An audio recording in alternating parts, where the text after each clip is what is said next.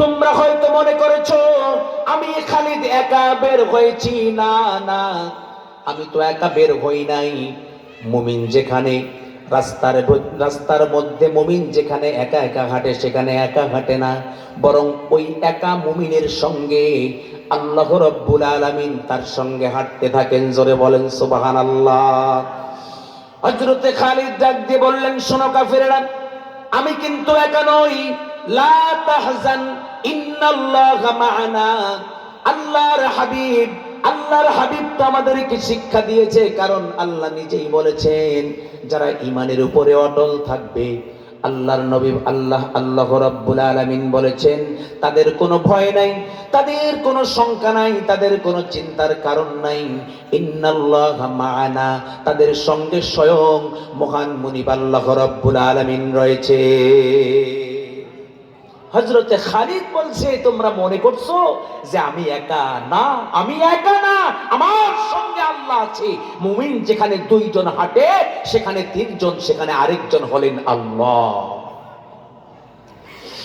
সম্মানিত ভাইরা রে আমার, এবার কাফিরের বাচ্চারা ডাক দিয়ে বলছেন, খালিদ শোনো, তুমি যে আল্লাহর বড়াই করছো সেই আল্লাহ তোমার কোথায়? আমরা তো দেখতে পাই না। বলেন তো আল্লাহর কেউ দেখতে পাবে নাকি? কাফের বেঈমানরা তো আরো পাবে না। জোরে বলেন ঠিক কিনা? হযরতে খালিদ বলেন, তোমাদের ওই চোখ দিয়ে আমার আল্লাহরে দেখা সম্ভব হবে না। তোমাদের ওই দিল দিয়ে আল্লাহ সম্পর্কে কিছু অনুভব করবে। তোমাদের দিল তো মরে গিয়েছে, তোমাদের চক্ষু মরে গিয়েছে, তোমাদের কান মরে গিয়েছে, তোমাদের জবান মরে গিয়েছে, তোমাদের ব্রেন মরে গিয়েছে।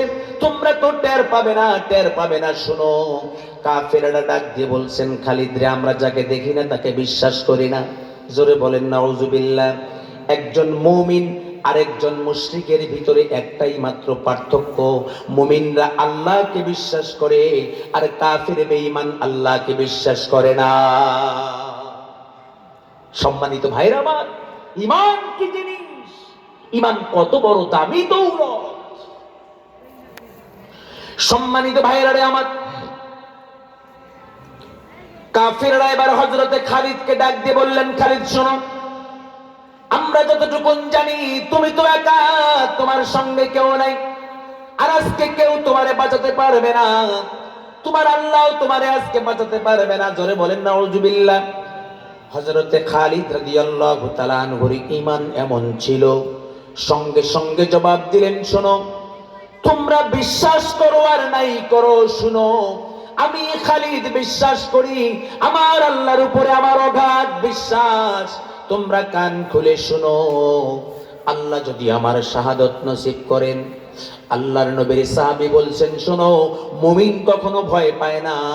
মুমিন যদি শাহাদত নসিব করে, তাহলে মুমিন এই শাহাদতের মউত, এই মউত নামক সাঁকো অতিক্রম করতে পারলেই আল্লাহর জান্নাতের সুঘ্রাণ পেয়ে যায়। হযরতে খালিদকে ঘিরে ধরেছে শত শত কাফির বেঈমান। ভয় নাই, কোন রকম শঙ্কা নাই, বরং বলছেন, শুনো, আমার দেহের থেকে প্রাণ যদি আলাদা হয়ে যায়, মরলে আমি শহীদ, বাঁচলে গাজী, আর মরতে পারলেই তো আলহামদুলিল্লাহ।